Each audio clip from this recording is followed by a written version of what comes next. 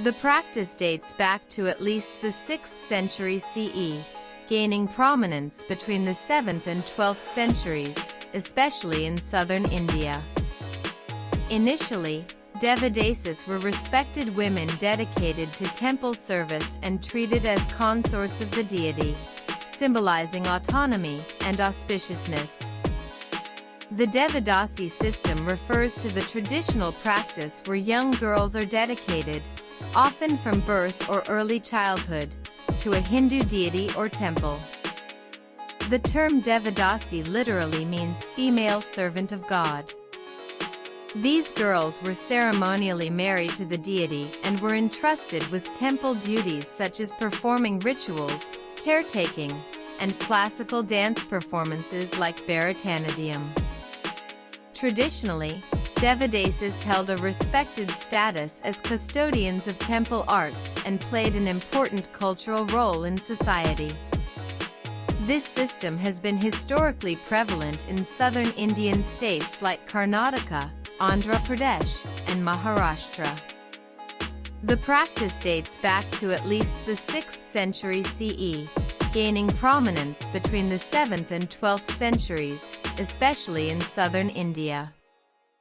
Initially, Devadasis were respected women dedicated to temple service and treated as consorts of the deity, symbolizing autonomy and auspiciousness. They practiced spiritual duties, including temple rituals and classical dance, which were integral to temple worship. Patronage from royalty and local elites ensured their economic security and social status. However, over time, particularly during the medieval Sultanate, Mughal, and eventually British colonial periods, the system started to decline with the destruction of temples and loss of royal patronage. With the fall of temple economies, many Devadasis lost their traditional roles and dignity. The system morphed into a form of institutionalized exploitation and prostitution, as Devadasis became mistresses to wealthy patrons and elites. Though some retained rights like property ownership or income management, many faced severe social marginalization. The children born from these unions were often dedicated to temples, perpetuating the system across generations. British colonial laws such as the Bombay Devadasi Protection Act of 1934 aimed to abolish the practice, but enforcement remained inconsistent.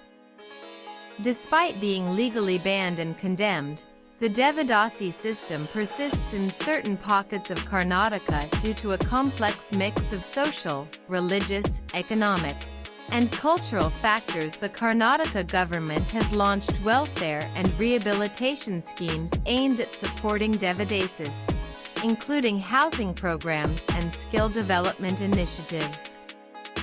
NGOs and activists also work to educate affected communities, pushing for social integration and legal enforcement.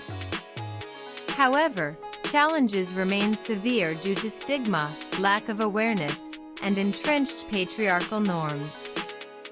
The intersection of caste, gender inequality, and economic deprivation complicates eradication efforts. The practice of dedicating girls as Devadasis has been declared illegal by the Supreme Court of India. Various state legislations, including Karnataka's, prohibit the dedication of girls to temples. The court and government repeatedly stress that the system amounts to exploitation and violates child rights. Nevertheless, the persistence of the practice indicates gaps in law enforcement, social attitudes, and outreach programs. The Devadasi system, once a respected religious institution and artistic tradition, has degenerated into a form of exploitation and abuse, particularly in marginalized communities of Karnataka. While legal prohibitions exist and welfare measures are underway, the system's survival stems from a tangled web of poverty, culture, superstition, and weak governance. A holistic approach combining strict enforcement, education, socioeconomic upliftment, and community sensitization is essential to fully eradicate this practice.